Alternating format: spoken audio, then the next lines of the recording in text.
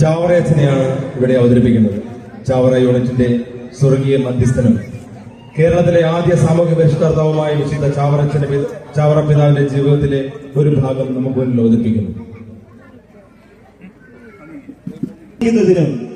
ഏകദേശം 2 നൂറ്റാണ്ടുകൾക്കപ്പുറം ഇത് കോമരങ്ങളുടെ നാടായിരുന്നു. ജാതി കോമരങ്ങളുടെ നാട്. ജാതി വ്യവസ്ഥിതി അതിന്റെ എല്ലാ വൈരൂപ്യങ്ങളോടും കൂടി താണ്ഡവമാടിയിരുന്ന കേരളത്തിലെ ഒരു ഗ്രാമം. ഉള്ളവനും ഇല്ലാത്തവനും, ഉയർന്നവനും താണവനും, വെളുത്തവനും കറുത്തവനും, അവർണനും സവർണനും ജാതിവെറിയുടെ ഉച്ചനീചത്വങ്ങൾ ആസ്വദിക്കുകയും അനുഭവിക്കുകയും ചെയ്തിരുന്ന ഒരു കാലഘട്ടം. അങ്ങനെ ആ ഒരു കാലത്ത് ആ ഗ്രാമത്തിലേക്ക് ഒരു വൈദികൻ അറിവിന്റെയും ആത്മീയതയുടെയും കൈത്തിരി വെട്ടവുമായി കടന്നു വന്നു. അതെ, ചാവറ കുര്യാക്കോസ് ഏലിയാസ് അച്ഛൻ.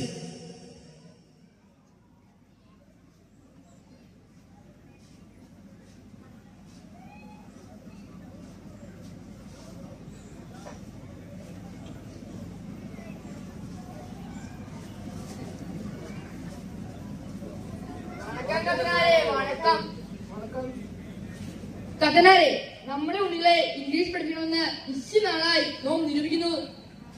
വളരെ നല്ലൊരു ചിന്ത തന്നെ.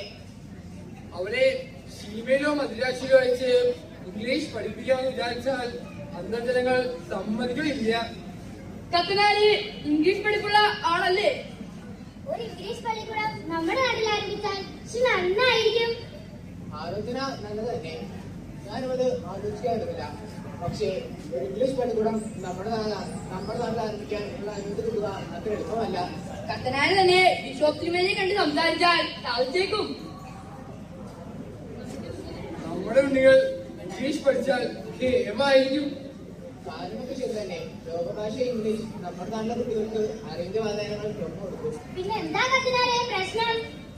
നിയമാക്കിയതുമല്ലാതെ ഒന്നും ചെയ്യുക സാധ്യമല്ല തിരുമേനി. നാടുവായ സമ്മതപത്രം നോം ശരിയാക്കാം. നാടുകളുടെ സമ്മതം മാത്രം പോരെ തിരുമേനി. എങ്കിൽ രാജകാര്യാലയത്തിന് അനുമതി നോം കൊണ്ടുവരാം. തിരുമേനി, ആശ്രമത്തോട് ചേർന്ന് ഒരു വിദ്യാലയം ആരംഭിക്കണമെങ്കിൽ ബിഷപ്പ് തിരുമനസിന്റെയും സഭയുടെയും അനുമതി വേണം. എങ്കിൽ കത്തനാരി തന്നെ ബിഷപ്പ് തിരുമേനിയെ കണ്ട് സംസാരിക്കണം. ഞാൻ ഇക്കാര്യം അദ്ദേഹത്തോട് സംസാരിച്ചിട്ടുള്ളതാണ്. പക്ഷെ എന്തോ അദ്ദേഹം അനുമതി തരുന്നില്ല. ഇനി എന്തോ ചെയ്യും കത്തനാരെ? നമ്മുടെ നാട്ടിലെ കുട്ടികൾക്ക് വിദ്യാഭ്യാസത്തിനായി ഒരു സംസ്കൃത പള്ളിക്കൂടം തുടങ്ങാൻ അദ്ദേഹത്തിന്റെ സമ്മതമാണ്. സംസ്കൃതമെങ്കിൽ സംസ്കൃതം.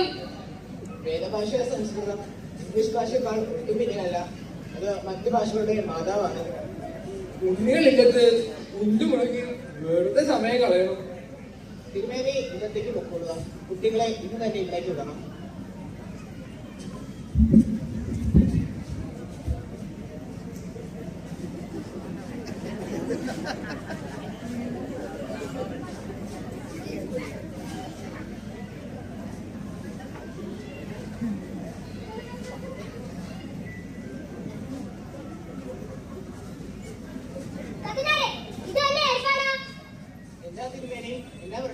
നമ്മുടെ കുട്ടികളും പഠിക്കാൻ ഈ കീടങ്ങൾക്ക് എങ്ങനെ ധൈര്യം വന്നു?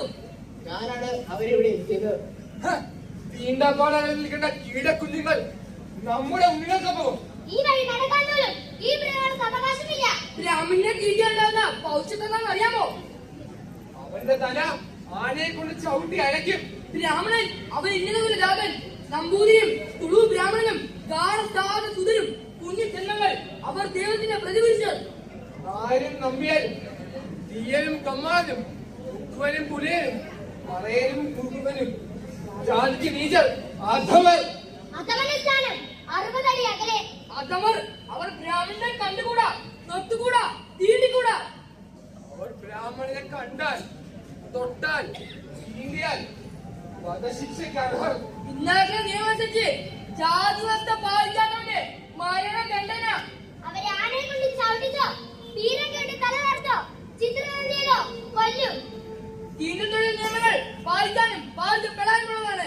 അത് പാലിച്ചില്ലെങ്കിൽ അതാരായാലും ഏത് കത്തനാരായാലും ദണ്ഡന മരണം തന്നെ. ചവിട്ടി അരക്കി കീടങ്ങളെ, കൃമികൾ ബ്രാഹ്മണന് മാത്രം അവകാശം. കഞ്ഞിവെള്ളം പോലെ കുടിക്കാൻ ആളുകളില്ലാത്തവർ കളിക്കാടി പോന്നു. ഈ നിയമം എങ്ങനെ നടപ്പിലാക്കണമെന്ന് നമുക്കറിയാം. കർത്തനാൽ ഇതിൽ ഇടപെടണ്ട. നിർമ്മാണം പറഞ്ഞത് ഇത് എന്ത് ആശ്രമം, ഇത് എന്ത് പള്ളിക്കൂടം, ഇവിടെ എന്ത് നിയമം? കർത്തനാക്കിട്ട് നിൽക്കാമോ? തിരുമേനി, വിദ്യ എന്നത് അറിവാണ്. അറിവെന്നാൽ ആദ്യം അവനവനെ തന്നെ അറിയാനുള്ള അറിവ്, പിന്നെ എല്ലാത്തിനും സൃഷ്ടാവും അധിപനുമായ ദൈവത്തെ അറിയാനുള്ള അറിവ്. വിദ്യ ദൈവികമാകുന്നു. അഗ്നിസ്ഫുടം ചെയ്ത മനസ്സുമായിട്ടാകണം ഓരോ വിദ്യാർത്ഥിയും വിദ്യയ്ക്ക് അർപ്പിക്കേണ്ടത്. ആ പ്രകാശത്തിനെതിരെ മനസ്സിന്റെ വാതായനം കൊട്ടിയടയ്ക്കുന്നത് മാപ്പർഹിക്കാത്ത കുറ്റം. കർത്തനാലെ എങ്കിലും തിരുമേനി, മനുഷ്യനെ മനുഷ്യനായി കാണുവാനും ഏവരെയും സമവാദം ദർശിക്കാനും കഴിയുന്നില്ലെങ്കിൽ ഒരു പഠിപ്പും പൂർണ്ണമാകുന്നില്ല, ഒരു വിദ്യയും സാധ്യമാകുന്നുമില്ല. ഞാൻ പറയുന്നത് ഭാഷ ദൈവം മനുഷ്യൻ നൽകിയ വരദാനമാണ്. അത് മനുഷ്യനെ ചൂടിപ്പിക്കാനുള്ളതല്ല, മറിച്ച് പുരോഗതി കടവുകൾ ചവിട്ടി കയറാനുള്ളവയാണ്. ഈ പള്ളിക്കൂടത്തിൽ ജാതിമത ഭേദമില്ല, വർഗവർണ്ണ വ്യത്യാസമില്ല. ഏവരും ദൈവമക്കൾ, ഏവരും യാചിക്കുന്നത് വിദ്യ, ഏവരും അർത്ഥിക്കുന്നതും വിദ്യ, ഏവർക്കും ലഭിക്കുന്നതും വിദ്യ.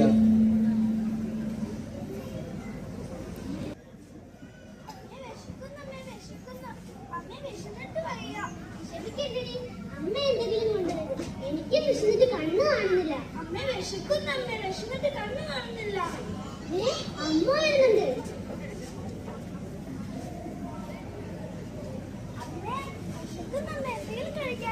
ഇവിടെ ഇരിക്കുന്നു കപ്പയുടെ മൂട്. ഒരു തരി അരി ഇവിടെ ഇരിപ്പില്ല കഞ്ഞി വെക്കാൻ. ആ കലത്തിൽ വല്ല പച്ചവെള്ളം കാണും, അത് കുടിച്ച് മിണ്ടാതിരുന്നോളാം. നിങ്ങളല്ലേ വന്ന ഇവിടെ ഒന്നും ഇരിപ്പില്ലത്? നിന്റെ അച്ഛനെന്തിയെ? ഞാൻ കണ്ടില്ല, രാവിലെ ഇറങ്ങി പോയതാ. എവിടെയും തെണ്ടിത്തരി നടക്കുന്നുണ്ടാകും. അത് എന്റെ മുട്ടിനെ കൂട്ടി കാരണം ഈ അടുപ്പിന് തീ മുങ്ങിട്ട് 2 ദിവസമായി. ഈ പിള്ളേർക്ക് ഒരു പറ്റി കഞ്ഞി പോലും കൊടുക്കാൻ പറ്റുന്നില്ല. എന്റെ ദൈവമേ, നീ അച്ഛൻ വരുന്നു. എവിടെ പോയി കിടക്കുവായിരുന്നു മനുഷ്യ? രാവിലെ മുതൽ തെക്കോടൊക്കെ നടക്കുന്നു. രണ്ടാലും മനുഷ്യൻ കണ്ടു കുടിക്കാൻ. ഈ വാഴ ഈ ആന നിന്റെ രണ്ട് പിള്ളേരാണ്. ഇനി നേരം വരും ഉള്ളി പോലും ഞാൻ കുടിച്ചില്ല, അറിയാമോ? എന്ത് പറ്റി? കുപ്പിയിലാക്കാൻ ആരെ കിട്ടിയില്ലേ? അതല്ലടി നമ്മളെ ഷാപ്പ് ആന്റെ പിടിച്ചു അവന്റെ അലിയും തട്ടിപ്പ്. അതുകൊണ്ട് ഷാപ്പ് കമ്പില്ല. ഓ, നന്നായി. നീ മനുഷ്യ ഇവർക്ക് വല്ല കഴിക്കാൻ കൊണ്ട് വന്നേ.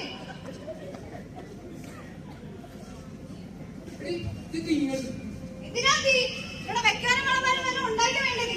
എന്റെ വായിക്കുമോന്ന് കേക്കണ്ടേ? അത് ഞങ്ങൾ ഈ വീഡിയോ നിർത്തിക്കാൻ മനുഷ്യ എന്നെ കൂടി രാവിലെ അത് പറയിപ്പിക്കണ്ട. അത് പോലെയാണ്. നിന്റെ അപ്പൻ ഭാഗവൻ എന്റെ അടുത്ത് കുഴച്ചിട്ടില്ല, പിന്നെ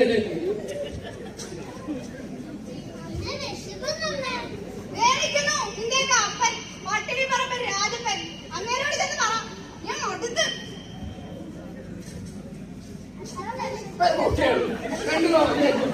മനസ്സിലന്തോ മുന്നിലാണ് നിൽക്കും. അപ്പയാണ് വിഷം. എന്റെ ദൈവമേ, ഇതൊന്നും കാണാനും കേൾക്കാനും എനിക്ക് വയ്യ. വല്ല വിഷവും കഴിച്ചിട്ട് ആകാന്ന് വെച്ചാ അതിന് തന്നെ ഗതികേടാണല്ലോ.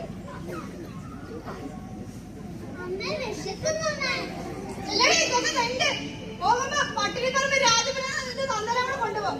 അങ്ങനെയെങ്കിലും അങ്ങനെ കൊണ്ട് 10 പൈസക്ക് ഉപകാരം ഉണ്ടാവട്ടെ. എന്തോന്നാണ് രാവിലെ മുതൽ കത്തിക്ക് ഏറണത് നീ?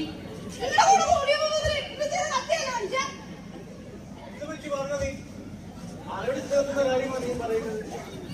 അച്ഛോ, അച്ഛനത് കണ്ടോ? ഇങ്ങനാണെങ്കിൽ ഒരു പണിക്കും പോകുന്നില്ല.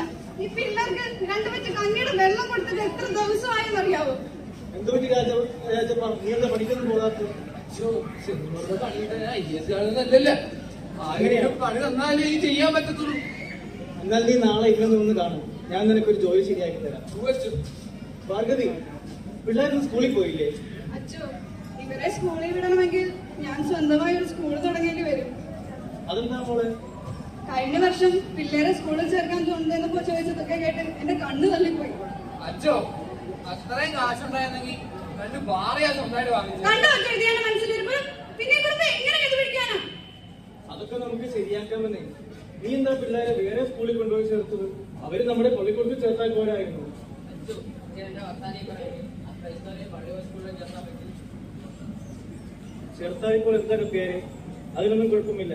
ഞാനും താനും ഇവരുമൊക്കെ ഒരേ അരിയുടെ ചോറല്ലേടോ തിന്നുന്നത്. എന്റെയും തന്റെയും ഇവരുടെയും ഒക്കെ ചോരയുടെ നിറവും ഒന്ന് തന്നെയല്ലേ? കാരണം നമ്മയൊക്കെ സൃഷ്ടിച്ചത് ഒരേ ദൈവമാണോ? ഒരെന്നാലുമില്ല.